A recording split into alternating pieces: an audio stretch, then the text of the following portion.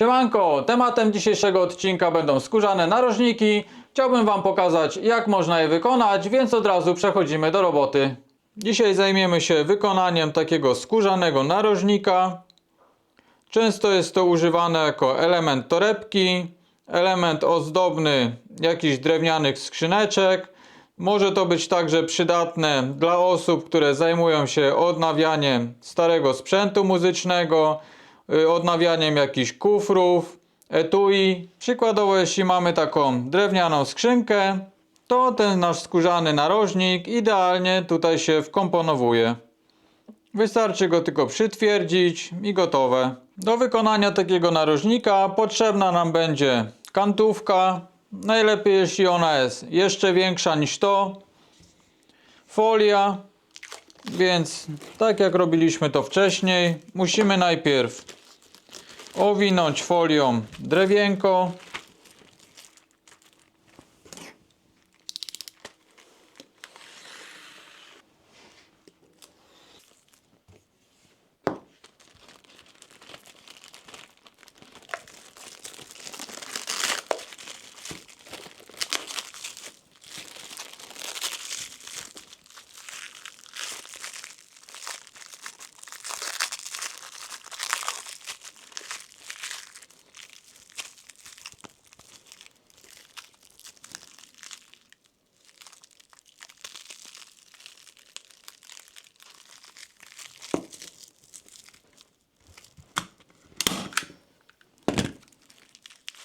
Do wykonania narożnika użyję grubej skóry 4-4,5 mm, sztywnej, twardej. Jeśli używamy grubej skóry, to nie jest to najprostsze. Jeśli chodzi o takie małe elementy, potrzebna nam będzie woda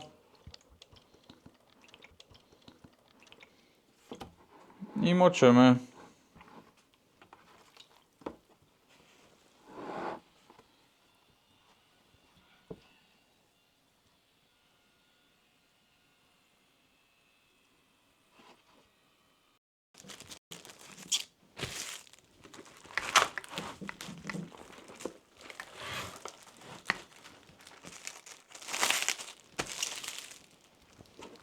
Skóra za moment będzie gotowa, więc potrzebujemy nożyk, kompinerki i strzywacz. Z narzędzi to by było wszystko. Standardowo przygotowujemy coś pod spód. Drewienko układam w ten sposób i będę formował narożnik w tym miejscu. Najpierw lekko podformuję.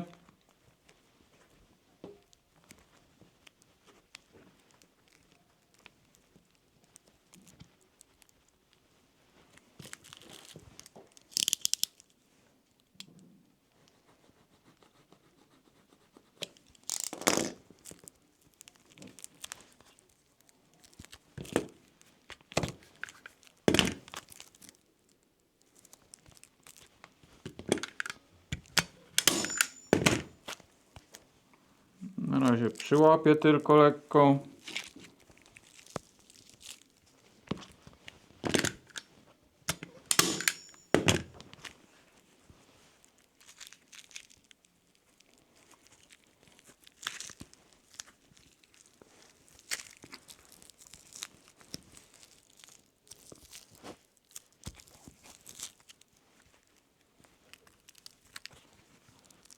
Pewno trzeba trochę z tym popracować.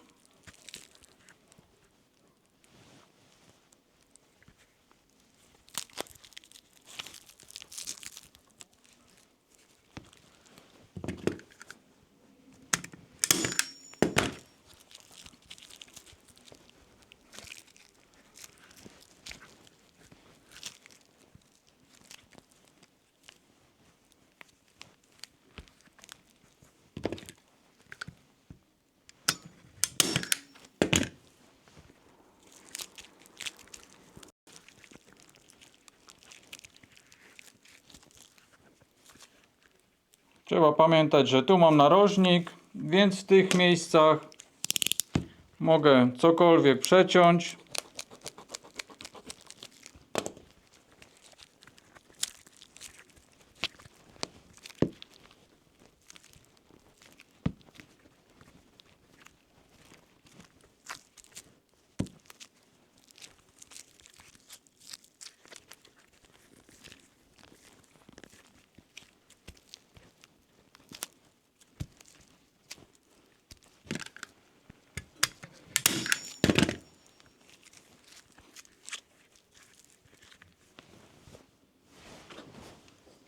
Jeszcze przyda się śrubokręt.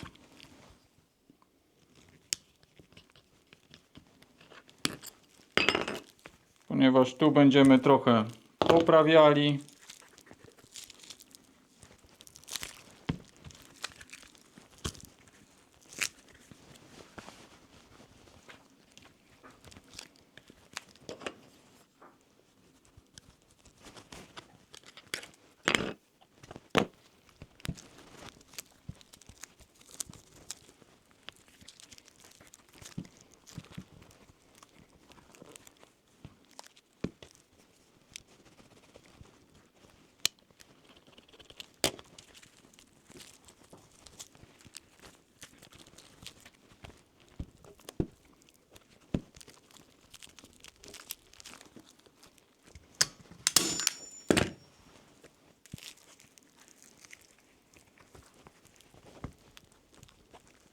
Ogólnie jeśli chodzi o takie narożniki, no to najlepiej byłoby je wykonać w podwójnej formie, no i wszystko to wcisnąć pod prasę, wtedy byłoby najszybciej, najwygodniej, efekt byłby także powtarzalny, no i mamy bardzo mały odpad, możemy wykorzystywać mniejsze kawałki skóry namoczone wodą.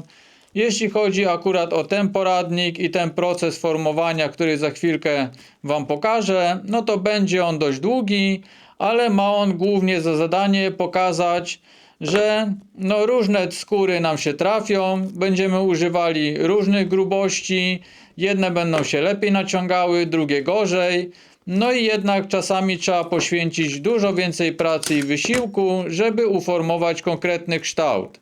Nikt tego raczej nie pokazuje, każdy przeważnie już pokazuje tylko końcowy efekt, no ale czasami to trwa dość długo, zanim do tego końcowego efektu się dojdzie. Więc dlatego jeszcze raz bym polecał obejrzeć ten cały proces formowania.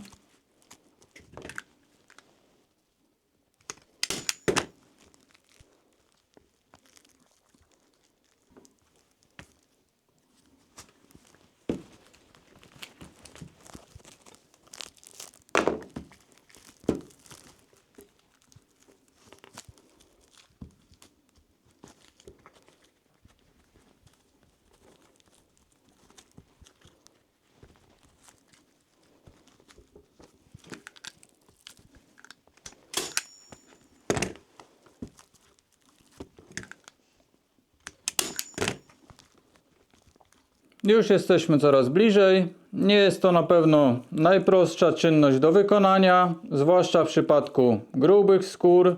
Także trzeba się tutaj sporo napracować.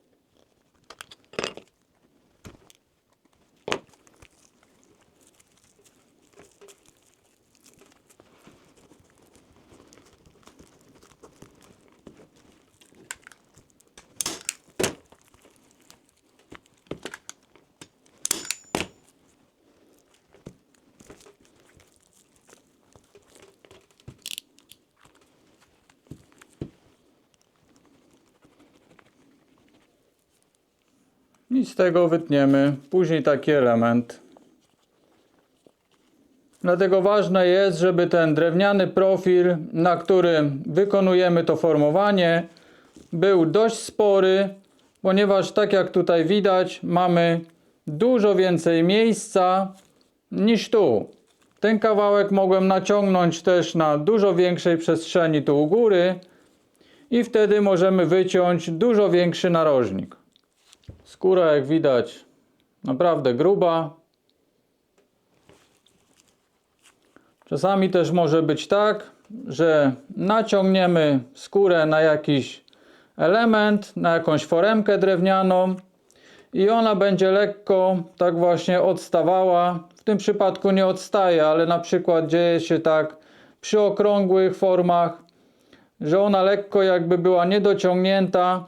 No nie ma się czym martwić, ponieważ przy dosychaniu ta skóra też mocno się obkurczy i dość mocno zaciśnie się na danym elemencie. Jak to już doschnie, docinam takie ćwierć koło.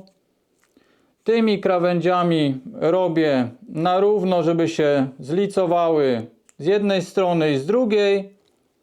I odrysowuję tutaj łuk. I potem od tej końcówki łuku odrysowuję taką ćwiartkę i później trzecią. Cały czas się starając, żeby ta krawędź była równo z tą boczną płaszczyzną. I odrysowuję kolejną ćwiartkę. No i mam wyrysowany cały łuk. I później ostry nożyk i wycinam całość. Będziemy to jeszcze robili nie raz, bo mam parę projektów z wykorzystaniem właśnie takich narożników. Więc dzisiaj samo formowanie, żeby pokazać, że nawet taką grubą skórę da się uformować na tak niewielkim drewnianym elemencie. To drewienko ma 4,5 na 4,5 cm. Więc taką skórę o grubości 4 i 4,5 mm da się z powodzeniem uformować. Tak jak widzieliście, na początku sytuacja mogła się wydawać tragiczna. Był duży naddatek, duże fałdy, ale powolutku to wszystko dociągamy. Najpierw zszywamy prowizorycznie, żeby po prostu gdziekolwiek tą skórę przyłapać. Najlepiej na samych krawędziach. Dociągamy, znowu przyłapujemy, idziemy do kolejnego boku, patrzymy co się dzieje. Staramy się rozłożyć ten naddatek równo na dwie połowy. Dociągamy. Zawsze ta krawędź się trochę w tą stronę rozciągnie, ta w tą. Z narożnika trochę pójdzie. I to wszystko zaczyna się formować. I rozszywamy bok.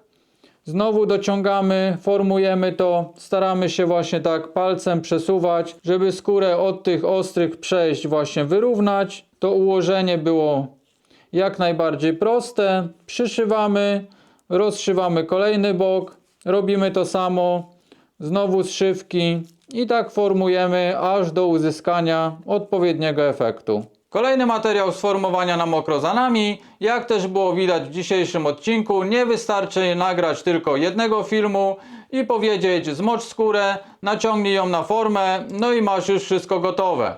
Tutaj początkowo wyglądało to beznadziejnie, skóra bardzo się falowała, był duży naddatek, ale pracując nad tym osiągamy zamierzony efekt. Z każdą skórą się także inaczej pracuje. Jeśli ona jest grubsza albo cieńsza, inaczej się także naciąga, więc wydaje mi się, że wymaga to pokazania, tak żeby ktoś, kto robi to pierwszy raz, miał jakiś obraz, jak to wygląda i jak właśnie nad tym pracować. Na dzisiaj to by było już wszystko. Ja na pewno będę dogrywał kolejne materiały z formowania na mokro, a jeśli podobał Wam się dzisiejszy odcinek, to zostawcie łapkę, komentarz dla zasięgu i trzymajcie się. Cześć!